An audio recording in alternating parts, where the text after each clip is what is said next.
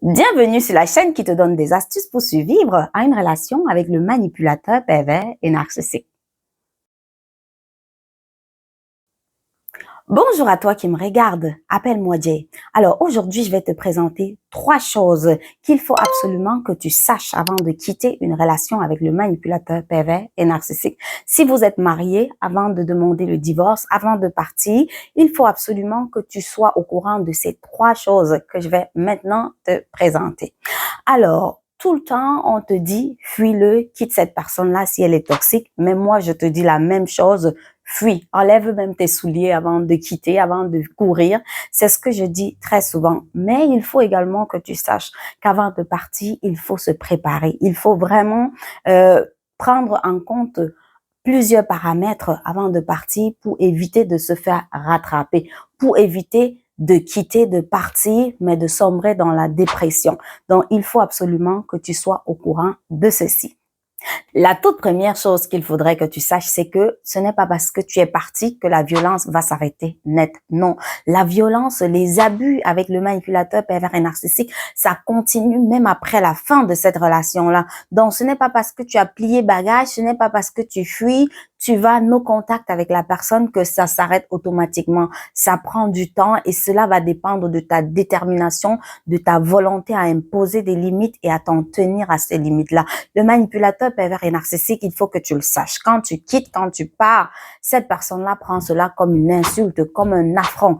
Et cette personne-là va tout faire pour te punir parce que cette personne-là veut te faire payer le fait que tu aies pu oser le quitter, le fait que tu aies pu oser te choisir au lieu de le choisir lui, au lieu de la choisir elle. Donc, le manipulateur pervers et narcissique, quand tu pars, les violences ne s'arrêtent pas directement. Il y a beaucoup de choses que tu devrais encore mettre en place avant de voir la fin des violences ou alors le début même de la fin des violences. Ou alors, il faut que tu te mettes tout simplement dans la tête que cette personne-là va continuer avec ses abus, mais toi, tu dois te protéger. Toi, tu dois pouvoir mettre des choses en place pour ne plus souffrir de la même façon. Il faut que tu amoindrisses ta souffrance vis-à-vis de ces attaques, tout simplement.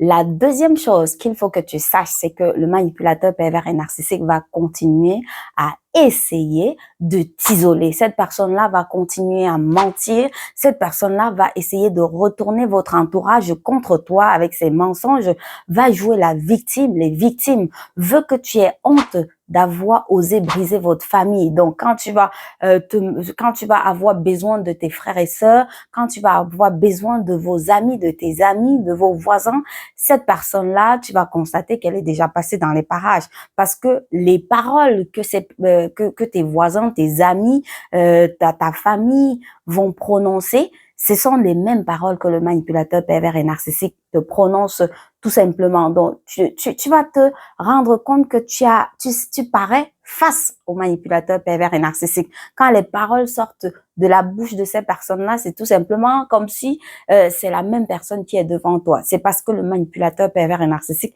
est passé par là avant toi, a essayé de leur retourner le cerveau pour que ces personnes-là te voient comme la personne mauvaise, la personne méchante, une personne qui a brisé son foyer et que le manipulateur pervers et narcissique passe pour la victime, une personne qu'il faut protéger, qui a besoin de soutien. Tu vas même te rendre compte malheureusement que même la justice n'est pas de ton côté parce que oui, il n'y a pas encore de mécanisme mis en place pour cibler et mettre ces personnes-là hors d'état de nuire.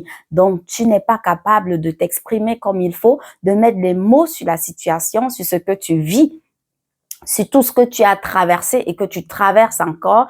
Et du coup, malheureusement, les autres ne vont pas comprendre ça. L'entourage ne va pas te soutenir comme il faut. Il faut que tu te prépares à ça, qu'il n'y a que toi. Il faut que tu saches qu'il n'y a que toi qui comprends ce que tu traverses, qui comprend pourquoi tu quittes cette personne-là, pourquoi tu fuis. Moi aussi, je te comprends, bien sûr. Alors, la troisième chose qu'il faut absolument que tu saches avant de quitter le manipulateur pervers et narcissique, c'est qu'il ne faut pas négocier avec cette personne-là. N'essaye pas d'avoir un arrangement à l'amiable.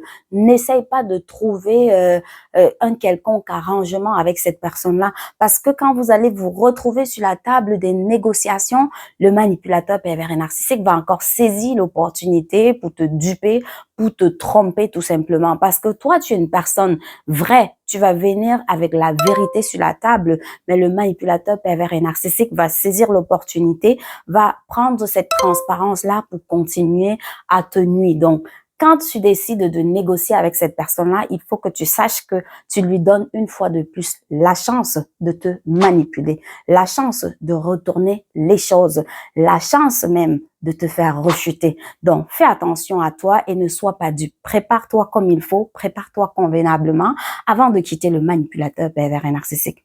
Bonne journée, les survivants.